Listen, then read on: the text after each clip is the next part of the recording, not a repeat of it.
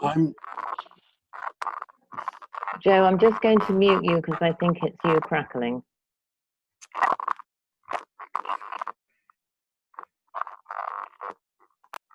Maybe it's me. I wonder if it's me. Anyway, let's go. What I'm going to talk about today is rejected efforts, and it's part of our work, I guess, in terms of, it's because at times I talk about Pellin, and in terms of the school and practice, which we call contribution training, I talk about it being an school of thought and practice in the psychotherapeutic field that's an integration of psychodynamic, which is Freud, behavioral, which is these days CBT, and humanism, which is Fritz Perls and Carl Rogers. They're that sort of mainstream academic influences that we put together.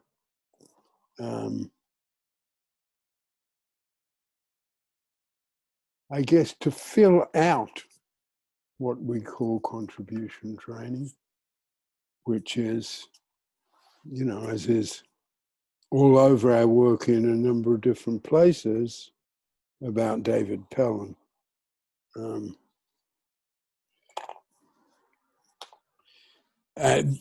The material we're presenting today is that part of more mainstream psychotherapy that is covered by the behavioralists and behavioral therapy and behavioral change. As I have said here at other times, and I want to say very frequently, David Pellin's originality was all his own. He wasn't influenced by anyone that we can track down. He developed it out of his own head, having conversations with, from New York to Winnipeg in Canada to Vancouver in Canada. He's had conversations with people. He met a lot of, I think he spent quite a bit of time in New York. I know he spent quite a bit of time in New York, but I think when he was there, sort of talking to, I guess, bohemian intellectuals. But if you look at his work, you can think, in terms of those times, oh, Marx is there and Gurdjieff is there and Freud's there, but it wasn't like that, as Mary has said most eloquently. David came out of nowhere, okay? You know, he is an original. And he died tragically in a pedestrian accident. He was partly sighted, crossing the street in a pedestrian crossing, and was hit by a young man in a sports car who happened to be a lawyer and who happened, I think his father was a lawyer. I'm not so sure about that, but anyway, because David was partly sighted and essentially a very unimportant person, the young lawyer got off with a $25 fine. Dave was 55. I have no doubt that had he lived long, he would have developed a lot more. The part I'm presenting today, there are a few things that he left sketchy, I think is the best way to put it. David was spooky. He very much thought he had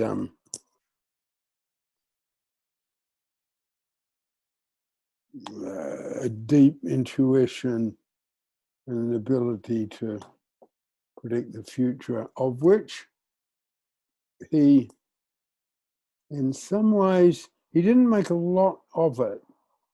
He thought it was a rather dangerous gift in some ways. He had, I think, been politically active and got burnt and threatened. So did his main supporter. The main supporter was a man by the name of Brock Farney, who was a dean of the School of Rehabilitative Medicine at the University of British Columbia. And if I'm correct, there's a Farney building there named after Brock. Brock thought Dave was very important as a thinker. It sort of couldn't quite, I would say from my perspective, this perspective now, I don't think Brock could quite get over the class difference. And perhaps there's some racial stuff in there as well. I mean, Brock Farney was of a established Vancouver, almost aristocracy. He had a big yacht, and he was a member of the Royal Vancouver Yacht Club. And when he took you to lunch there, they brought out his own bottle of whiskey, okay? Well, somebody told me English about all that, not American. And I won't go too much into that, but I guess probably each time I just want to put a bit of background in. The reason I put that particular background in today is to say, one, how important his material, which he called the triangle, and which I am now calling the triangle, although I have not taught it as the triangle for decades, because of the sketchy nature of it. Some of his work that was left so sketchy, so unfinished, that it wasn't quite logical. And this particular part, there's two parts of his work that I haven't developed as much as I want to, and this is one, which is the triangle, and the other one, which was really sketchy, is his material on guilt, which we will make a session here. He called guilt the most destructive hurt there is. And thanks, Dave, that's all he said about it, more or less. Not quite, but more or less. So it's we talk about accepted and rejected efforts. This part of the material is, in a way, so simple and straightforward, it's almost hard to get across the enormous depth and practicality of it. Because we talk about, if we are doing things, we talk about an accepted effort and a rejected effort. And an accepted effort, to put it simply, is something we enjoy doing, we enjoy putting in the effort. Because of that, it almost feeds us energy rather than takes away energy, and we reach the goals that we aim to that we have set for ourselves because we are in the accepted effort. The rejected effort, which Dave called the killer of the soul. That is a pretty heavy statement, okay? But, essentially what he's saying, the rejected effort will really take you down. And the rejected effort, when we have a goal that our effort is moving toward, but we can't accept the effort we're putting in. In other words, we're almost fighting against ourselves in the rejected effort. On a more simple, common sense level, the rejected effort is simply stuff we've got to do, but we don't enjoy doing. But I think we can say, and, those of us who are theoreticians, I think it's something to get at. How I just don't like doing it. But rejected effort is more than that. Where it comes from, what the ramifications of it are simply more than I don't enjoy doing it. But as if we go right back to the beginning of the forum when I was teaching purpose and prior to that contribution from hurt, I'd say, this is the quick brushstroke of the definition. Well, the quick brushstroke of rejected efforts, which we're going to look at tonight, is we don't enjoy it. Within not enjoying it, when we understand it fully, we're in somehow or other fighting ourselves inside. So I don't think it's too much of an exaggeration to say the rejected effort sort of tears us apart. If you remember another part of the work, which I won't go into much tonight, but attraction to hurt and callousing, those particular set of tools are very much related to rejected efforts. If we use some, and the material, accepted and rejected efforts, can, and this is where I think that I steer away from using the word I'm about to use, and what I'd say, this part of the work is incredibly original. But I think when we look at the applications of accepted and rejected efforts, I don't think the word genius is a wrong word to use about David Pellin at all. This can be applied to a whole bunch of stuff.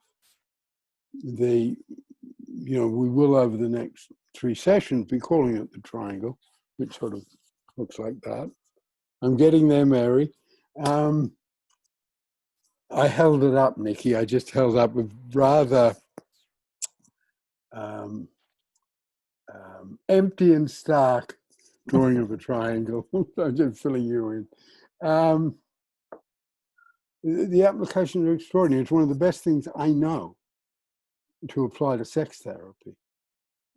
It's got incredible applications, and where David first developed it, because I think this was developed almost contemporaneously when Vic and I knew him, and a bit before that when my first wife even knew him. He was coming up with something to help these, I would now call kids, young people, run away from home, dropped out of school, got into crime, got into drugs. It was the heyday of the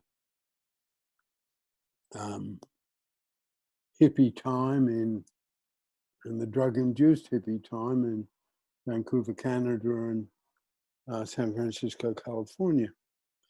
How is he going to get the kids to enjoy going back to school? Because he got them all to go back to school. And so the accepted and rejected effort was first applied to studying. Okay, how can you enjoy the study you have to do? But as I've worked with it and developed it over time, because while I said I've not done much with the image of the triangle, and that's what I want to get back to.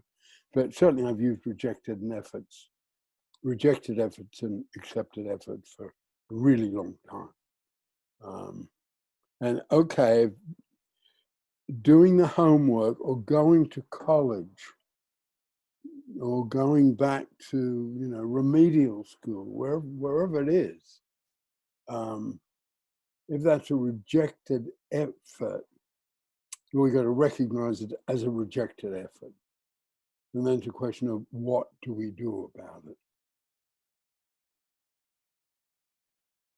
But the first step is simply recognizing something that, yes, it is a rejected effort. And almost, and this is the way we've developed, almost just looking at that flat on, that where it fits with the behavioral branches. And I guess here I think I will say this, but I was surprised the way I started. But my statement that Pellin is a integration of psychodynamic, behavioral, and humanistic strands in the psychotherapeutic and psychiatric field, that's sort of a sales pitch. I'm not using a rude word. That's a way to dress it up, okay? And I know it gives us sort of a certain sort of instant respectability, and we can make it stick, easily make it stick. Certainly the behavioral side of it, with the triangle, we can absolutely make stick. We've got better stuff here than anybody that I've come across so far. So an accepted effort, I'm enjoying it. Okay, I'm enjoying teaching this to you. And I know, I'm a bit down on the pendulum today, a bit flat, all of that. Oh, okay, I got a forum, have a shave, check your hair, put on a clean shirt. But I know that putting in that bit of background made this more an accepted effort for me. I was doing that for me. And yeah, a lot of, tons of teachers do that. They tell their favorite anecdote, or they've taught Greek 101 for 20 years. So so that could slip into being a rejected effort. So they tell their anecdote about Lesbos or whatever to make it an accepted effort. So, but what we're saying about the rejected effort is... Peter, can I just come in there with a quick example? My husband, who was talking about his education probably in the 30s, would still tell stories about his Greek master and how he grabbed their interest in Greek by telling them jokes about the bishop and the actress in Greek. Wow, that I didn't know that, but thank you. I've never used that example before about ancient Greek. I know where it comes from. I'm reading some history at the moment, but yeah, yes, Joe.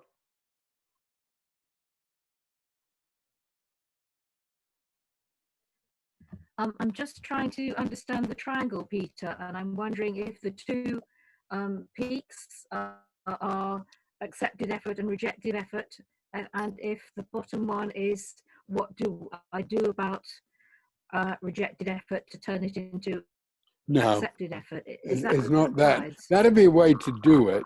No, it's not like that. Oh.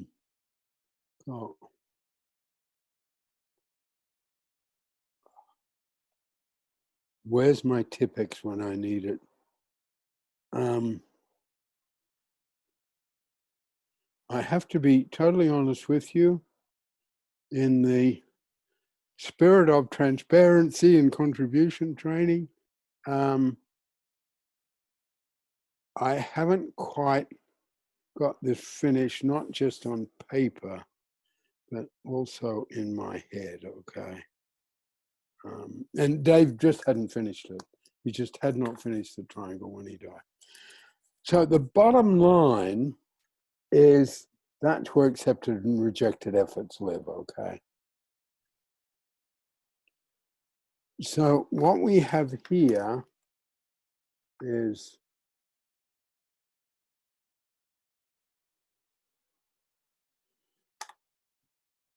we're putting effort towards a goal, okay? Hold on a minute, I just dropped my pen.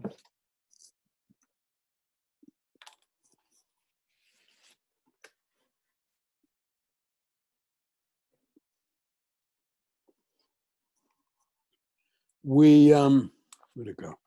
Yeah, it's gonna be like that. So we are putting effort towards a goal.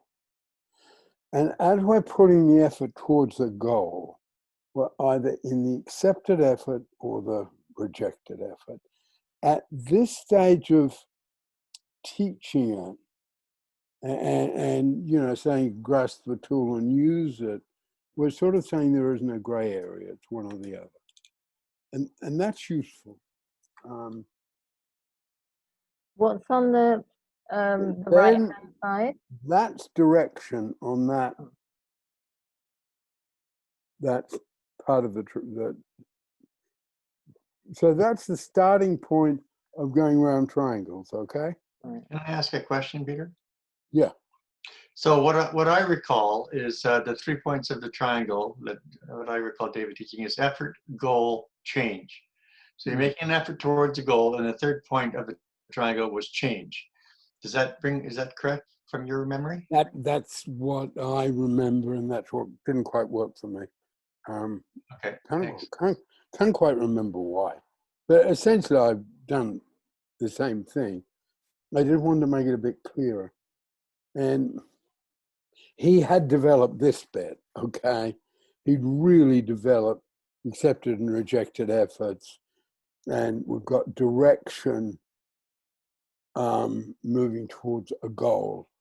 And the way it came across was if you could imagine that this bottom line is really sort of thick and heavy because he developed that bit, but the evaluation and change decision-making process hadn't developed here so much.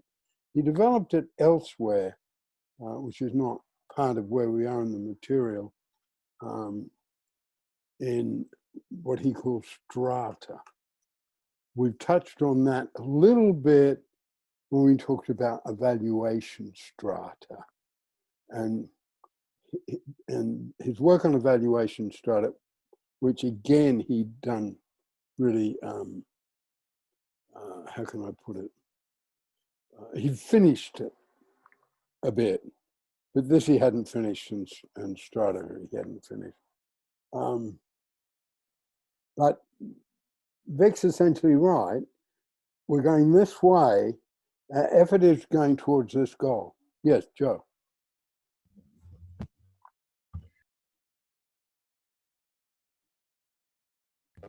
Sorry. Okay. Peter, I was wondering if it was a bit like the triangle of victim, persecutor, rescuer. If that's you're showing us the energy. I don't think so. I think it's it's just quite different. Change.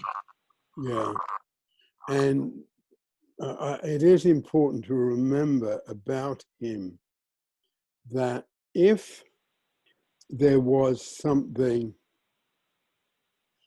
in his work that is similar to something someone else had developed, like his work on purpose is quite close to the great Viktor Frankl's work on purpose and Viktor Frankl's great book, Man's Search for Meaning.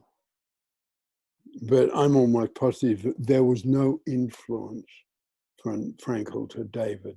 They just came up with something similar. I think there was a clear influence from Freud to David in what we call memory links and what he called referrals. That he'd picked up somewhere, okay? But when he started talking about Freud, he got it all wrong.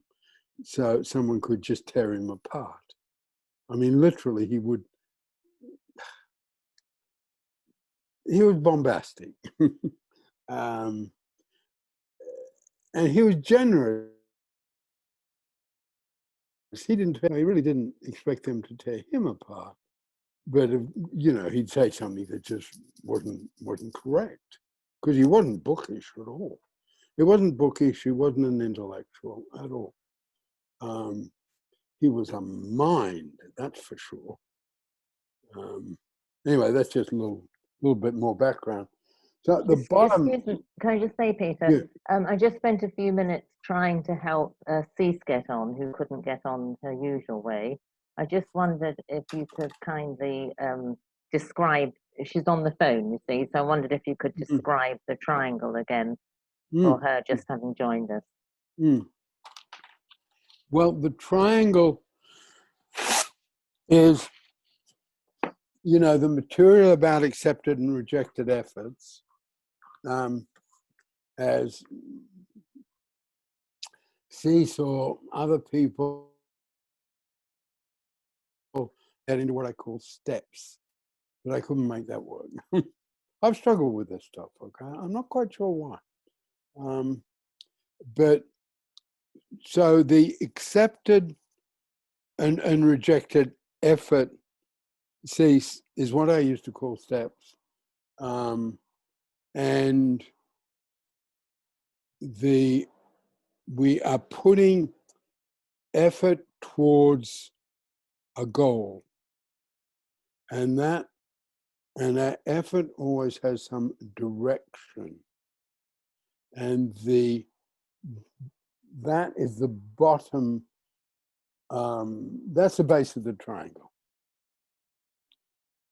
And in some ways, at this stage, the most practical part of this work is the base of the triangle. Is knowing the difference between accepted and rejected efforts.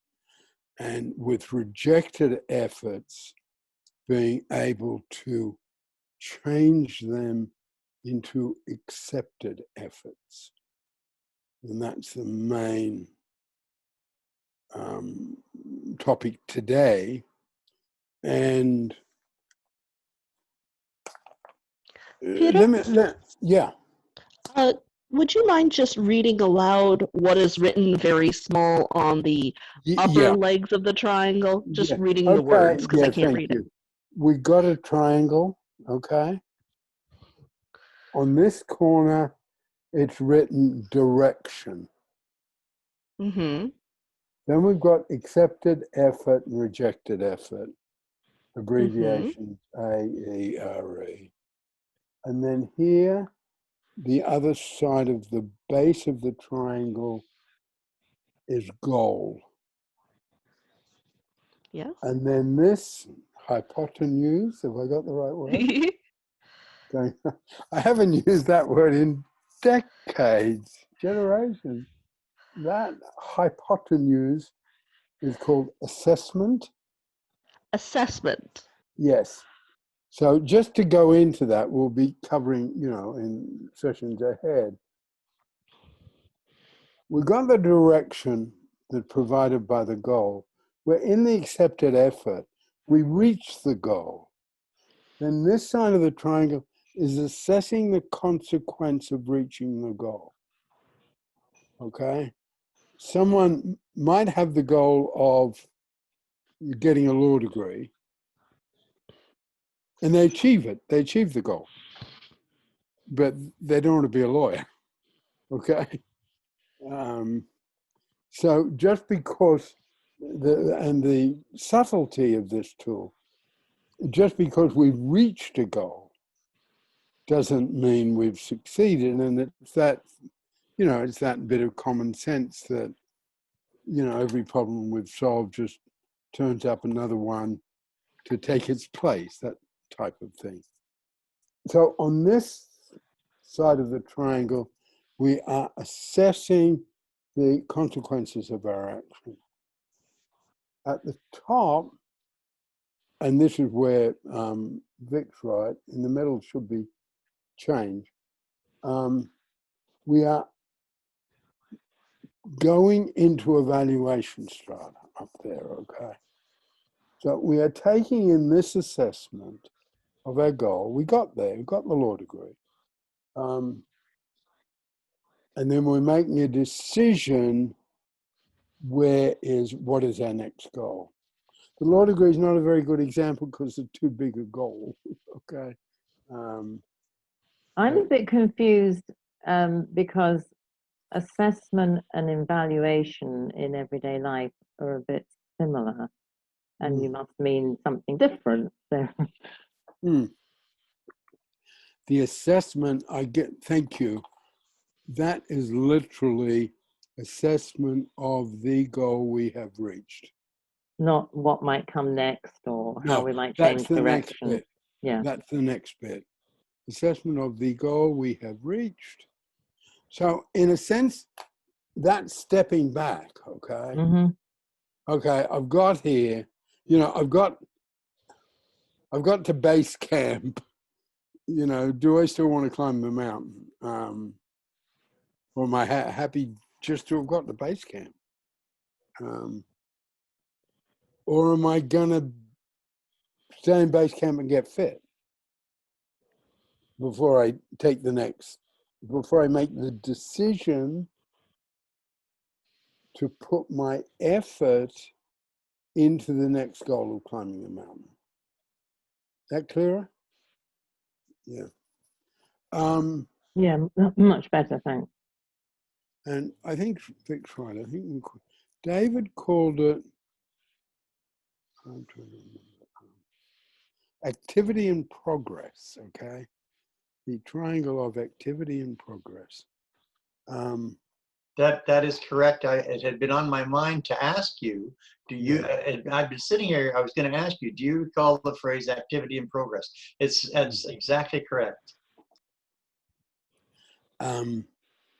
We've done, there's overlapping tools because another part of Pellin, which we call the wheel of change, another part of contribution training. But if the evaluation decision-making part of it, I know I want to do more work on the simple fact of using the tool of accepted and rejected efforts is extraordinarily powerful. Peter, I don't know if this is a good place for it, but one of the things I've noticed over the years about rejected effort is it often manifests as not wanting to start the direction, not wanting to do the thing at all. Well, that I would sort of step back a little bit. Yes, that's true, absolutely true. And it's a really good point. At the same time, for some people, have no trouble starting, dive in. But they're not very good at setting goals. Some people are really good at reaching the goals they've set themselves, but they're not very good at setting goals. Some other people are really good at setting goals, but they're not very good at reaching the goals they have set themselves, even though they're good goals. So, so what makes up and what will be the pattern of our own particular rejected efforts, in a way, will be our story. And there's a great deal of individuality in that. Yeah, some people are good at starting and don't know where they're going. And some of us know where we're going, but we're not good at starting. Different. Peter? Yeah. I've got a question about my life. Is now an okay time? Yeah. So, kind of the story of my life is that I have this huge heap of rejected efforts.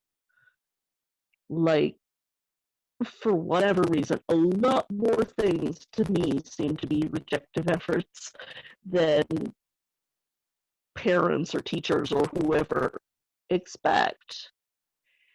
And I don't know how to turn them into accepted efforts.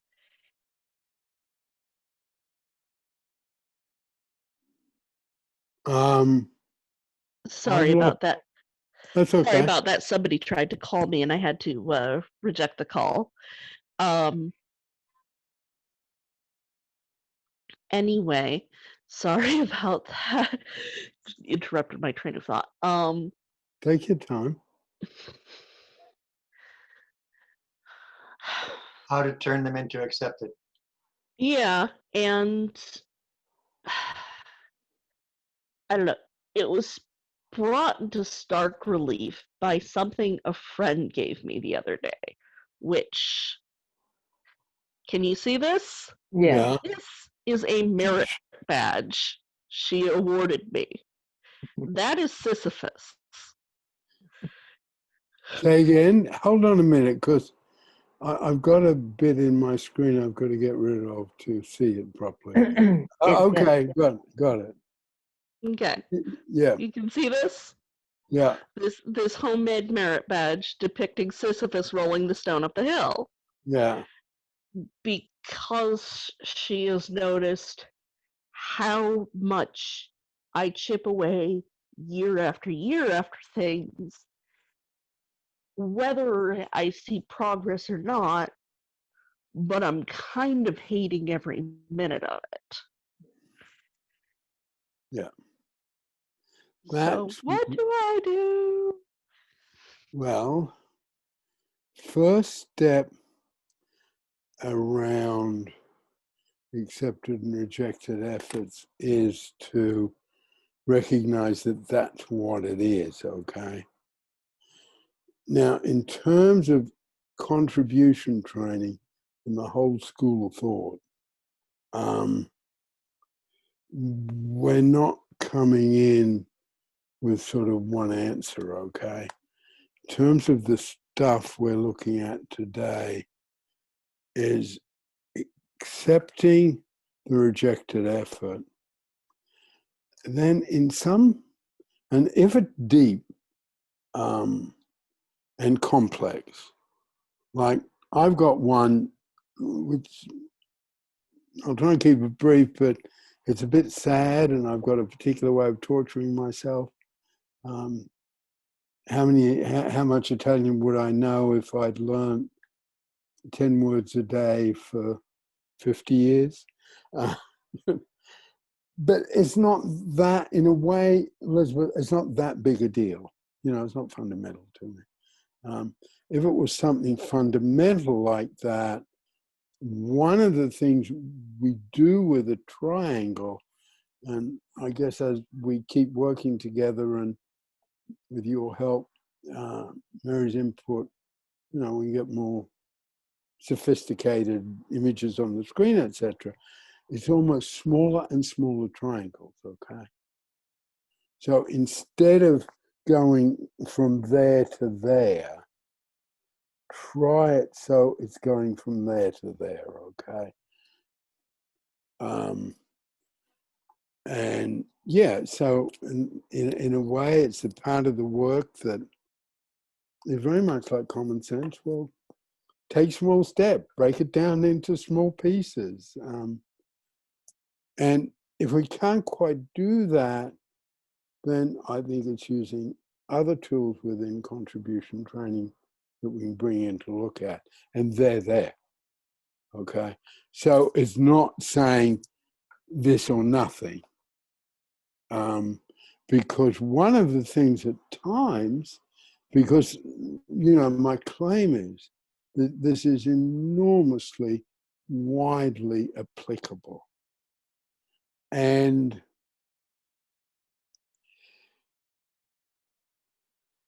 so we can go up to looking at the part that's accepted and rejected efforts, because in a moment I'll be talking about what we call gimmicks. Because there's some really simple stuff in this, like one is quit while you're ahead. One of the ways to make accepted efforts into rejected efforts, something we're enjoying and something we don't enjoy, is to simply stay there too long. Peter, can I say something? Yeah. Said before you move on, because you just said there are other tools, and I'm thinking about. I just wanted to say something so it wasn't quite so mysterious, even though it's a guess on my part. So, for example, if everything feels like a rejected effort, then perhaps the person doesn't have a sense of purpose, because purpose is so connected with us getting feelings of accomplishment. And in your case, there are like physical factors, right? Which, when there's exhaustion and pain, that's like real. I mean, it can be like a circle, I'm sure. I expect you feel better when you feel like you've achieved something or something like that. But there's real life things that complicate this whole issue for you and make that bolder, right? I mean, bolder, B-O-U-L-D-E-R. Yeah. I mean, in the training program we're designing, which is not the same as a forum, one of the things we very much, we've got the tools, right? These are the tools. But in terms of our approach, at times the tools just aren't relevant. Chuck them out. Just be there for somebody, okay? I mean, that's the training course. So I think one of the things we're really good at doing is, saying, okay, we're not going to use that tool now. We're going to do something different. And it might be about memory links. As Mary said, it might be about feelings of accomplishment. Certainly might be about the pendulum. There's another way of looking at the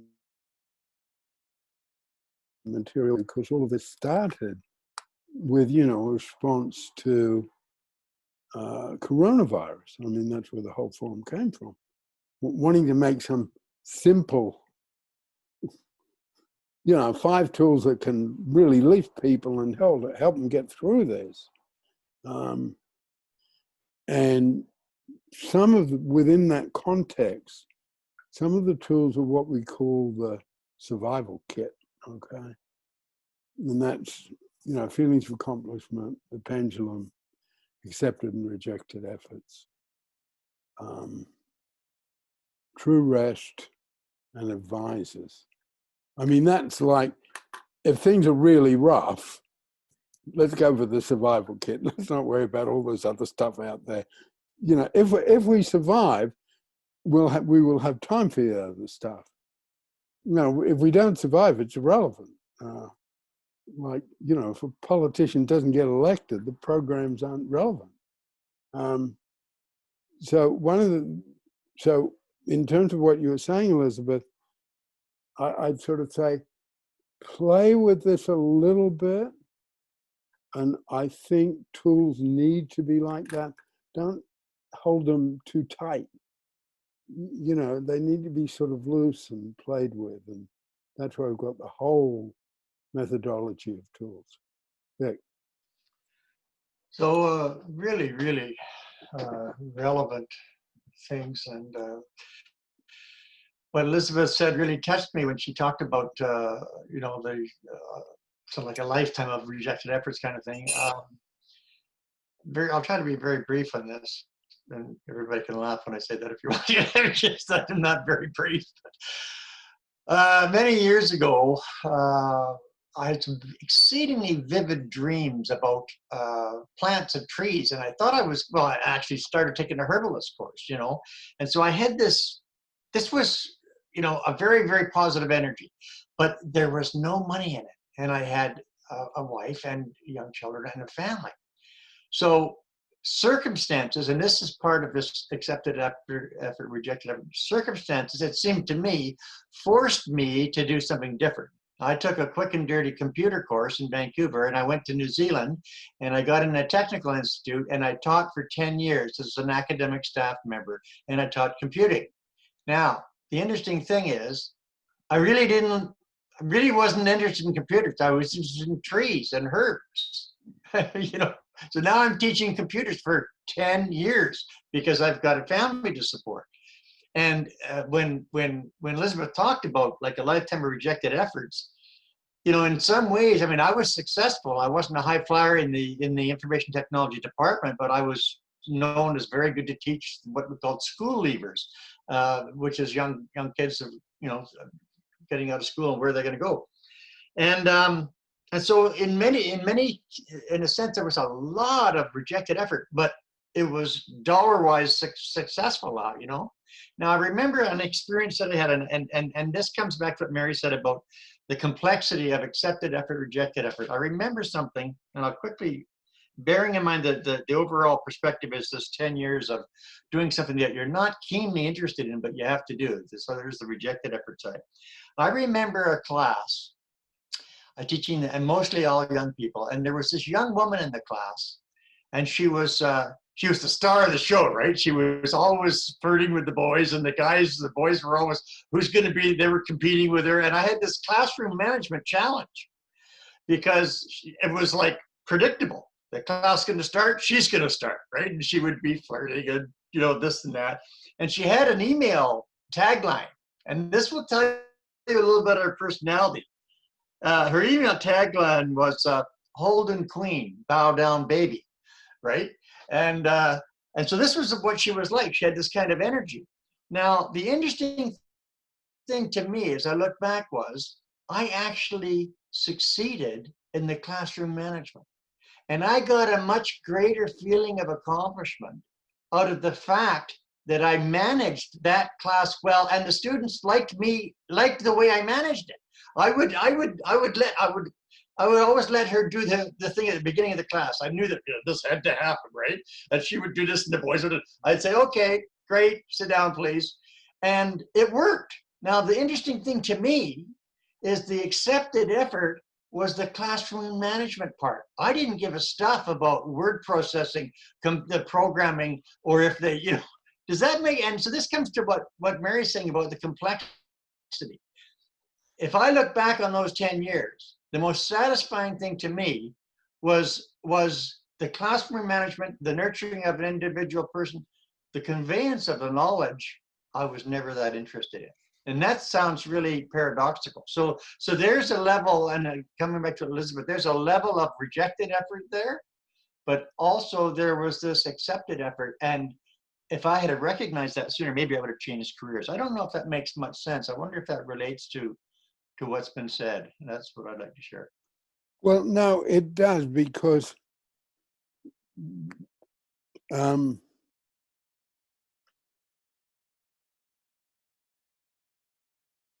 you know, the way memory links come in, you're saying you spent all that time in New Zealand, and it just took me, the Southern Cross, a different set of stars in the sky, right?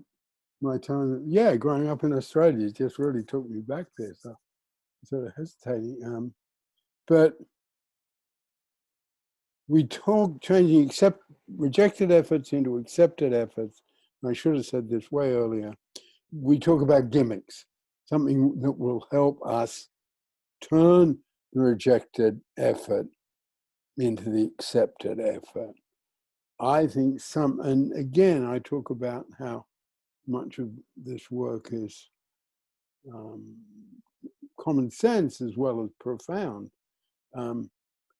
I think something in you sort of said, I'm struggling with it anyway, because I'm not teaching these young Kiwis how to plant trees, which would be an interesting thing to do in New Zealand.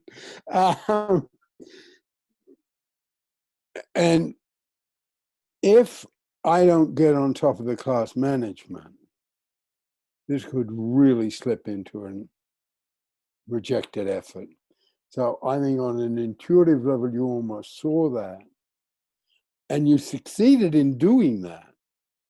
So you stop, because the way you speak about it, you held on to enough of it, accepted effort teaching computer stuff. And the way you talk about the kids is, there's warmth in your voice when you do that. And that's again where we have a box of tools, because that's about the caring life force. Okay. So that would be another sort of contribution training piece of work there. But keeping it on accepted and rejected efforts, and I'm using it to help me demonstrate the definitions, almost tackling her and her not taking over the class, which probably would have brought out, apart from anything else, really negative stuff in her. Because part of her liked doing it, but another part of her didn't want to look like a madam. My guess. So you sort of contained it, okay? So what you're saying, I think, demonstrate this. Because it's something I want to put quite a lot of effort into next time, but to mention it now, one of the things we've got to do is protect the accepted efforts that we have and not take them for granted. And I think that's what you did here. And then you got the feelings of accomplishment, a sort of demonstration of how the tools work.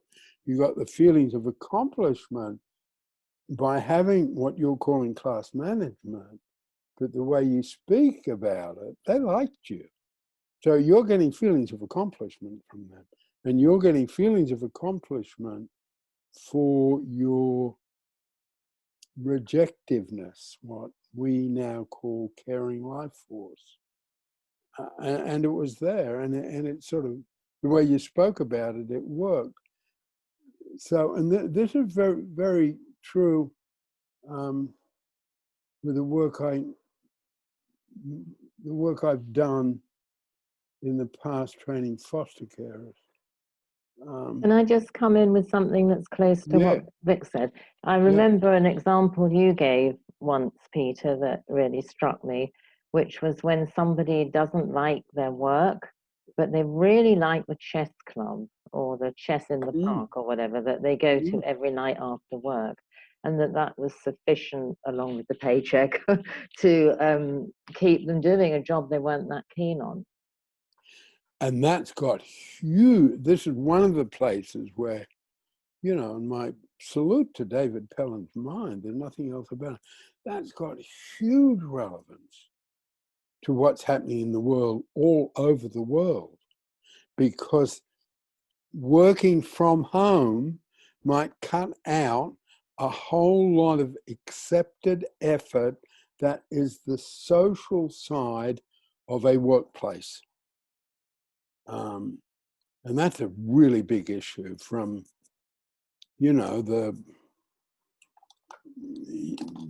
high ups in Amazon to the, people who are working on the factory line packing meat. Often, and it's something that sociologists and the elites, of which I'm one, sort of looking down on the working class and analyzing them. You know, they're a research project rather than being part of them. And, you know, people turn work into an accepted effort. I mean, one simple example of it is by falling in love with your colleague and getting married. You know, I mean, these are the applications of these tools. That is, you know, two people who've absolutely made work an accepted effort.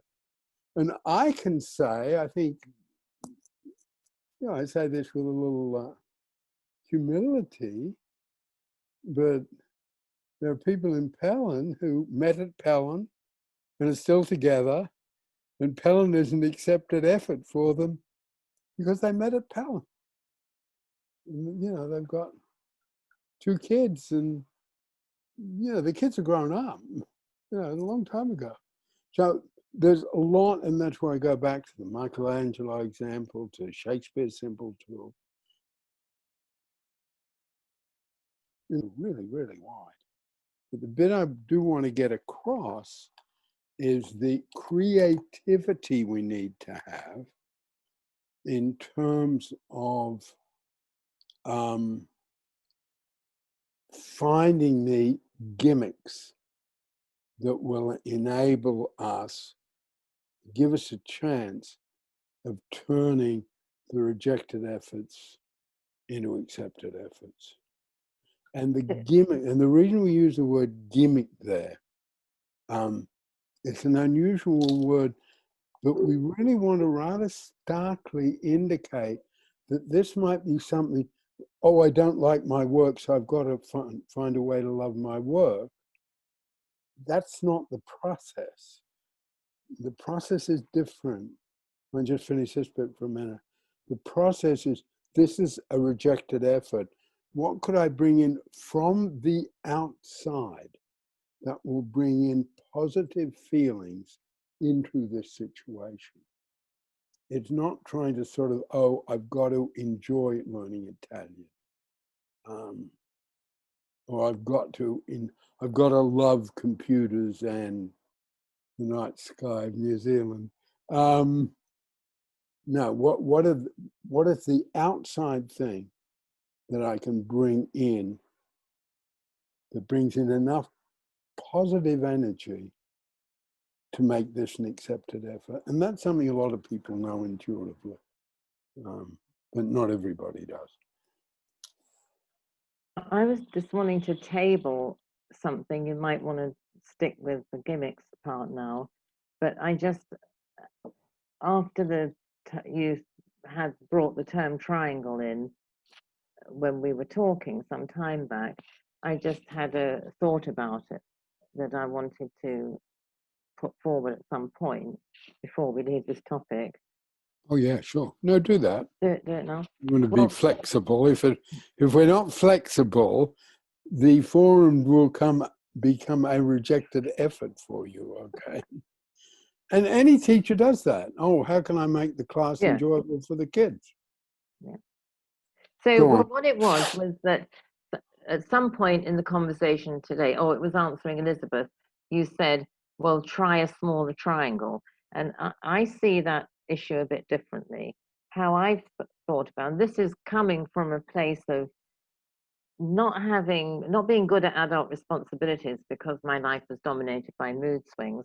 And as I gradually recovered and became a person that took action in the world and followed goals, what I found worked for me was to, what you might call, go round the triangle a lot of times.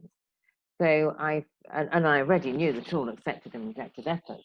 So once I was trying to grow up and be a grown up, I would, and that's why I like the word direction in relation to this, was that I would have a direction towards a goal. Let's just take, when I came here, I wanted to have bring contribution training to California. And nobody had heard of it, and I didn't have any qualifications. So because I ended up with a license that was many years in the making, it might look like that was my goal, but it wasn't really. My goal was to have a position from which I could bring more contribution training in. And so I don't know if this is a good example, but it's what came to mind. So like the first thing I did was get volunteer work. And then that volunteer work led me to a job, and then that job led me to going to college, and etc. So it was like, that's quite a large scale example, really, with a big goal. But in smaller goals too, I would just think of, well, if I want to manage my money this month when I know it's a bit tight, I've got to at least look at what the outgoings are going to be and what the incomings are, or something. So for me, I think I intuitively felt I'm going in this direction, which was a lot about growing up for me. And I can see this, I was going to say first step, which is kind of relating back to where you used to say step. I can see this first step, and if I reach that goal, then I can come round again. I can go and keep going in the same direction with like repeated goals. And anyway, I think that describes it pretty much what I wanted to say. Yeah, the nicest thing Quick about observation. Quick observation. Cynthia's been trying to say something for about 5 or 6 times. oh, and, sorry, I I didn't hope it's see okay that. if I point that out. No, more than okay. Thank you. Thank you, Victor. Yeah, I'm never comfortable just unmuting because I have a hard time hearing where the breaks in conversation are when it's a good time to do it. Actually, accepted and rejected efforts were really my first introduction to Pellin, and this was through Mary, and it was a lifesaver to me. At the time when I met Mary, my law business was failing. I was trying to figure out what to do with it, and I really had to clean it up. I mean, there was just too much of a sense of responsibility in me to just sort of dump it all, even though, even once I knew I was gonna stop doing it, I just stopped taking clients, but, I wanted to finish up with the clients where I couldn't easily get out of. I need to finish up the clients, so I didn't dump them. I mean, they're just, so anyways, and I also had to go through a bankruptcy, and it was, when you talk about rejected efforts being the killer of your soul, I know exactly what that means. I mean, because I felt like, but when Mary came in and taught me rejected efforts, in fact, she even brought it down to, sometimes it just has to be like something so small that it's like, oh, come on, do 5 minutes of it. And, just enough to say, yeah, I can do this, like open the piece of paper. And to get through the bankruptcy, plus, I couldn't really afford to have another attorney do it for me, so I had to do my own. Bankruptcy is made to be the most humiliating thing you could possibly go through, I think. I know divorce was hard, is hard, but they've made it in the United States even more humiliating. You have to go through these classes, and it's just bad. So every day, and I guess that was maybe the gimmick. Mary told me, do 5 minutes worth and tell me what you did. And she put through, it took forever, but those little 5-minute efforts, and sometimes I managed 10, sometimes I managed 15, but they got the job done, and it finally got me free. But so I guess that's my testimonial to this working, and I'm very, very grateful to that. For that. No, I really appreciate the testimonial, because that also touches my methodology, right? And that's why I use Shakespeare's work and words of Michelangelo's tools. The tools are sort of contained, precise, You know, they don't have to be linked up. They don't have to be part of a whole. They can be if someone wants to, but if someone just wants to come in and use this tool and nothing else, if someone just wanted to learn about true rest and nothing else, and to me there's something extraordinary about David Pellin's mind. Well, on the one hand, he was ambitious, activated philosophy of human behavior, but on the other hand, and he'd even say, I said, well, how do you feel? Because, you know, this person was all enthusiastic and now they've just gone off. And they said, people, oh, I've got a bit of a crisis. My computer's not plugged in. So I just got to find the power, okay? Otherwise it will go out. So just keep going.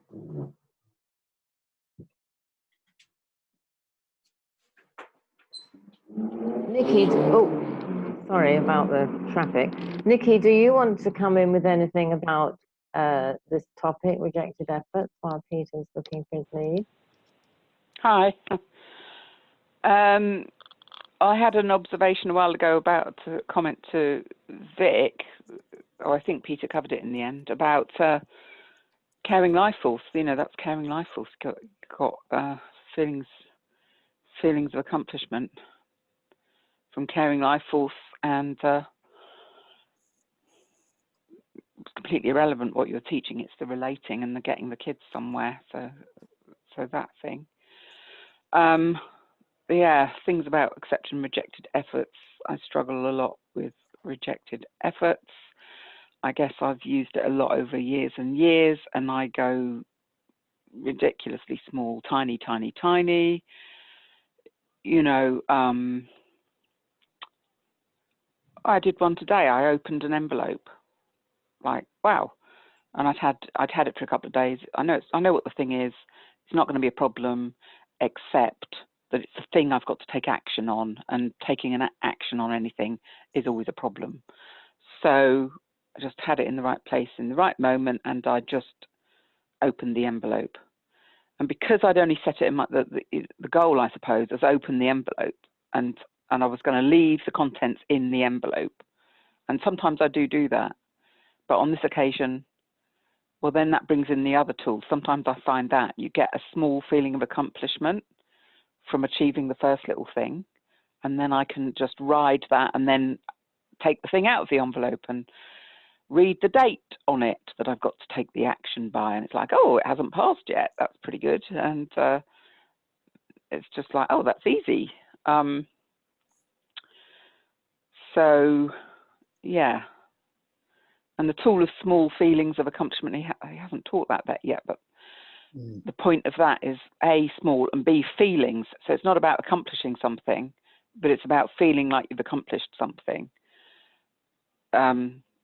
So, and that can really help with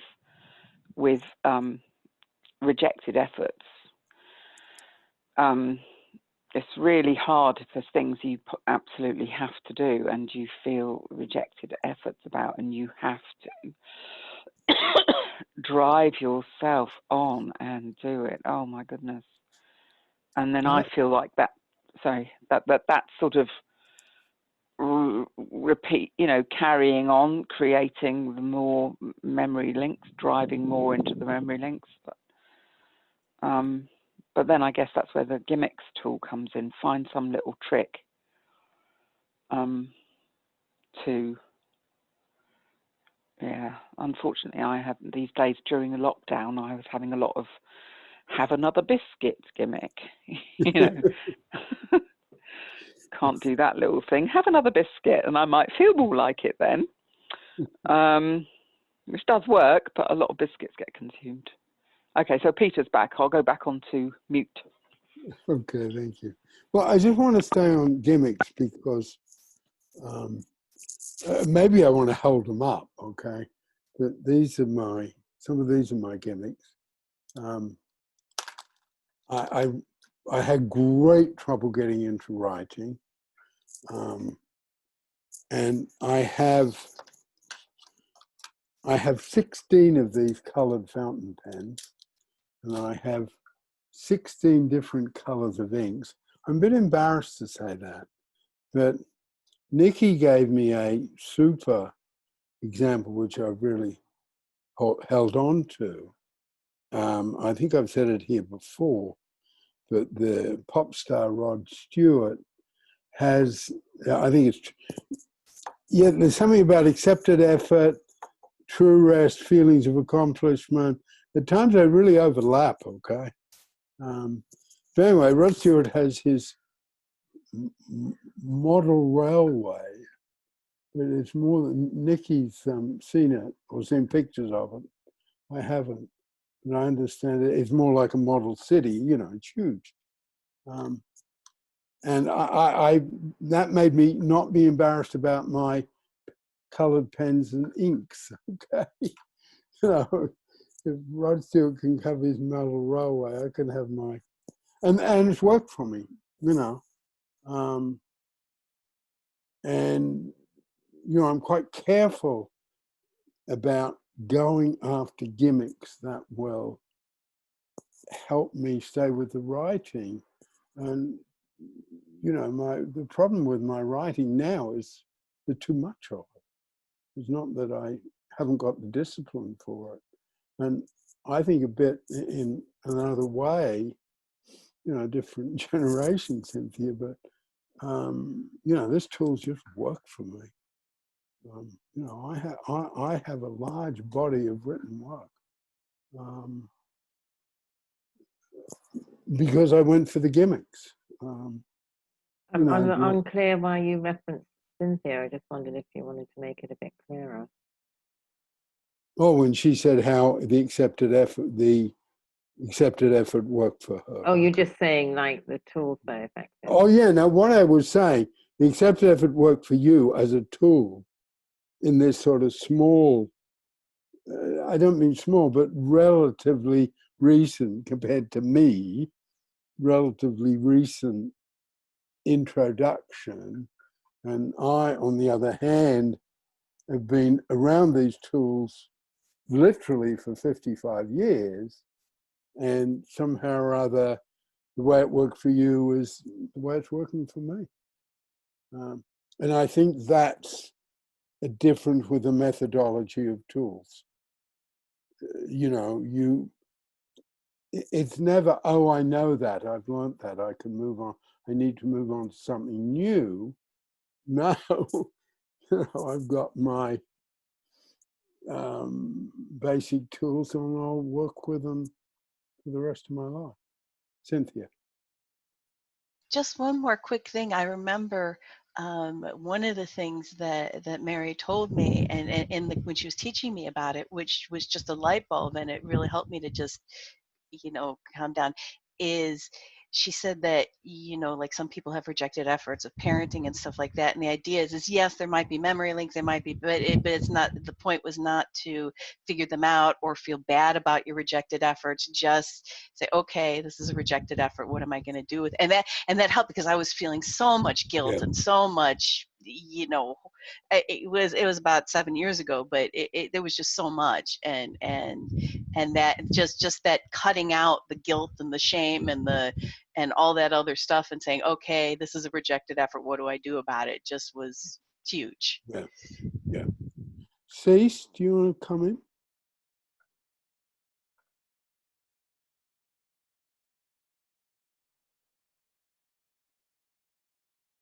Talking. Hi. Okay. Who was talking about working on something where you got feedback from friends? I may have that wrong, but after I was divorced, I tried some dating, not very successfully. But I think when I got in my early 50s, I decided I really wanted to find a partner. So I'm in a women's group, and I think they were mentioning, somebody else was mentioning girls, like Girl Scout badges. It was almost like that. We had a charm bracelet. And so I got a little charm for every date I went out on. And so, yeah, it was hilarious. And some of the charms were really outlandish and crazy. So, oh my God. So I just decided I was just going to go out and practice dating, not even worrying about whether I was going to find the right person. And I just had some people said I should write a book after that, just some crazy dates. Really, really, I can't, you wouldn't have time for all of them. But it made it, I just got more and more comfortable being around men and talking to them and, you know, and I got to the point where I got a little bit, like if I saw that there is no way in heck we were gonna go for a second date, I would just say, well, it's been nice talking to you. Good luck with everything. I wasn't gonna waste any time. You know, I think I used to have this idea I would be rejecting other people, but then I realized I don't want to take up their time really. If I can see that there's nothing there, I don't need to comfort myself by feeling, oh, I feel bad for them. I mean, I just need to be better off just to say, I don't think we're going to be compatible or whatever. So it really built up my confidence. And then when finally one of my friends introduced me to Tom, who I'm married to now, I just felt so much more confident that I'm sure showed through when we first met, that I could very easily carry on a good conversation and laugh and joke. And so I think that those incremental steps were so good for getting me out of this rejected effort that, I'm just never going to find anybody. It's never nobody's, I'm a 50 and some friend of mine, her husband said, oh, the ones over 50, they're all taken, and which isn't true. But so I just got a lot of those kind of message, but having that support and those little successes was really gave me a lot of confidence. Yeah, no, that's thank you for that, because that's also the application of these tools. You made dating, you turned dating from a rejected effort into an accepted effort, and it worked. Whether it was using these tools, or often I like to come on that what the tools do is just confirm for someone what they already know, but it provides a different theoretical structure for it. And yeah, your friends had the sense of, hey, we've got to make this light and fun for cease, right? They somehow making it light was really important. Yeah, and that's where when we're in the rejected effort, we can just dig ourselves deeper in. Do you want to come in, Joe?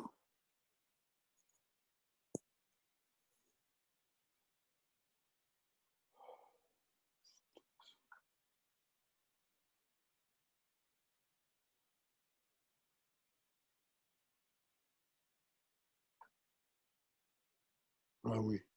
I'm trying to unmute her, and if we're clicking at the same time, it doesn't seem to be working. Joe said no with a wave of her hand, I think. Oh no. Okay, thank you. I haven't got her showing on my. Okay, thanks, Joe.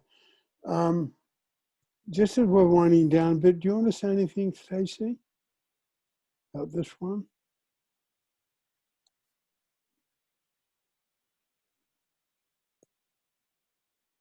She might have had to step away. Okay. I don't know. Hearing. I think these are tools that really, I think this and the pendulum And that's why I want to get back to the triangle, the diagram. A lot of repetition works. I have a particular take on jargon that in the main I don't like it. I think that jargon's got two uses, good nourishing uses in my view. And one is to learn something. So we've got to repeat something over and over again while we're learning it. And the other one is, and I think this is particularly true for this, to give us some distance from the hurt, okay? And much as it's not my work, but I think at times psychiatric diagnoses work that way. It just gives someone some comfort from the hurt of their own lives to have a label to put on it. And I think accepted and rejected efforts really, particularly rejected efforts, really gives us that. Gives us some distance. I mean, now organizing my writing is a rejected effort. I've done it, but I've got to organize it. It's a big task. Let me go on and on and on. You know, if you got 4 hours, I'll go on and on and on about it, right? Rather than, Peter, that's a rejected effort. What are you going to do about it? And if I took even what I've just said here, okay, cut the triangle down to something small. I mean, I think if I did that with a modicum of genuineness, I think Nikki and Mary would breathe a sigh of relief. Oh my God, you know, I'm not going to torture himself and us. So I think just saying that's a rejected effort, that's what I call recognizing it as a rejected effort. And, you know, maybe I need to, so what could I bring in that would be the equivalent of my colored pens to organize my writing? And that's where we're looking. Yeah, go on. I just want to come in because I did tell people in the email I sent out that we were going to try and finish on time as well. So we need to do our little closing thing. No, so I just wanted to say that in closing, that I want to stay with these words for a few forums because that's the way it'll work for you. And also, Jo just had her hand up. Oh yeah, Jo. Hi, Peter. I'm really glad you're going to be continuing with this. I was wondering if you could possibly complete a diagram of the triangle for us, because it would really help me see that. Yes, I will. I can draw one up in collaboration and send it in an email. That'd be great. Thank you, Mary. In a Word, I think I can do something like that with a photograph or something. We can get something to people. And that'll be to all of us then, Mary. Is that what you're saying? Oh, yeah. That's wonderful. Thanks. Yeah. And thank you for stepping in, Mary. I could make that little task a rejected effort. I know what I'm like, okay? So I'll finish on that note. That thank you, and I've got a, and it's got relevance. You know, it's got relevance to the process of aging. So, you know, at my time in life, I've got to look at the rejected efforts and be on my toes about them. And I'm Peter, and I'm in Norfolk in England. Do you want to go next, Nikki? I'm Nikki. I'm in Wimbledon, London, where it's getting hotter and hotter and hotter during this evening. Thank you. Okay. Jo? I'm in Yorkshire. Can you hear me? Yeah. Yeah? Okay. Yeah. I'm in Yorkshire, England, and it's not getting hotter, actually. Okay, the sound's not very good. Okay. Yeah, you muted yourself for a moment, Jo, so we didn't hear. You just said it's not getting hotter, and then you cut out. Oh, Did you want to add okay. anything to that, Joe, or not? You're unmuted now if you want to add anything. Yeah, I've got that ogre growling again. I'm sorry. Okay. Okay. Cease? No, I have nothing to add. Okay. Vic? Well, I just want to thank everybody for their contributions. I'm really thankful to Peter, Mary, and is it Nikki? I'm sorry. Whoever, those of you that have made it possible for these Zoom meetings. I think it's really, really significant. And I needed to be here today, and I was almost not going to be here because I'm just struggling with some depression, but I had feel the Pellin lift. So thank you all. I'm Vic, and I'm in Abbotsford, British Columbia. Thank you. Okay. Stacy? She may not have come back yet. Okay. Elizabeth? I'm Elizabeth. I'm from Eugene, Oregon. I have a lot to think about what gimmicks actually work for me. Have another biscuit does not. But I'm thinking that one thing that always works is lots of external praise. Okay. That's